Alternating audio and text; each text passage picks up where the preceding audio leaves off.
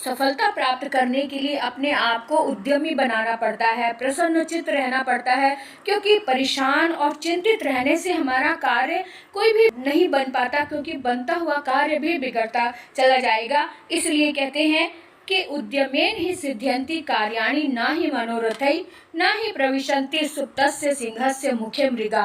अर्थात परिश्रम करने से ही कार्य सिद्ध होते हैं, सिर्फ सोचने से या कल्पना करने से नहीं। अब आप देखते हैं कि सिंह जो है इतना बलवान होता है, तेज होता है, लेकिन उसे भी शिकार पकड़ने के लिए भागना पड़ता है, दौड़ना पड़ता है, मेहनत करनी पड़ती है। उसके मुख में भी अपने आप शिकार नहीं आ जाता। आज मैं आपको एक कहानी सुनाना चाहती हूँ। एक बचपन में पढ़ी थी, अपने स्कूल की बुक में थी। कहानी इस तरह से है, एक गिलहरी और एक कौवा दोनों दोस्त होते हैं और दोनों मिलकर रहते हैं और सब काम बांट बांट कर करते हैं।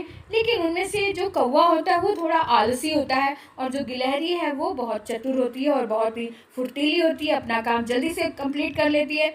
लेकिन कौवा बैठा ही रह जाता है। तो एक बार क्या हुआ कि गिलहरी ने कहा कि बरसातें आने वाली हैं, उससे पहले हम अपना खेत जोत आते हैं, चलो हम दोनों मिलकर खेत जोतते हैं।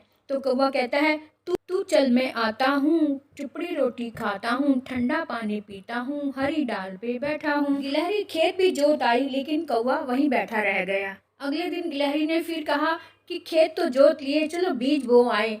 तो कौवा ने फिर कहा, तू चल मैं आता हूँ, चुपड़ी रोटी खाता हूँ, ठंडा पानी पीता हूँ, हरी डाल पर बैठा हूँ।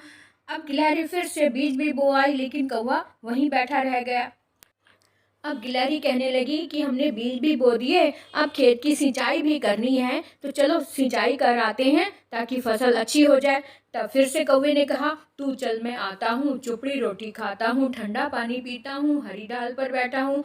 अब गिलहरी सींच भी आई खेत, लेकिन कौवा ही बैठा रह गया। अब कुछ दिन बाद फसल बड़ी हो गई। अब गिलहरी ने कहा कि फसल की कटाई का समय भी पूरा हो गया है, तो चलो फसल काट आते हैं। फिर से कौवे ने यही कहा, तू चल मैं आता हूँ, चुपड़ी रोटी खाता हूँ, ठंडा पानी पीता हूँ, हरी डाल पर बैठा हूँ।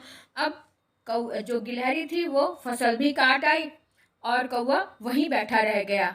अब बरसातों का भी टाइम हो गया, बादल बने हुए थे, तो गिलहरी ने कहा, फसल तो उठाकर हम रख ले कम से कम, कहीं ऐसा ना हो कि भीग जाए और हमारी फसल बह जाए। तो कौवा तब भी नहीं उठा, फिर वही कहने लगा, तू चल मैं आता हूँ, चुपड़ी रोटी खाता हूँ, ठंडा पानी पीता हूँ, हरी डाल पर बैठा हूँ। और गिलहरी जो थी अपने हिस्से की फसल उठाकर अपने घर ले आई और जैसी बारिश शुरू हुई तो उसकी फसल भी बह गई।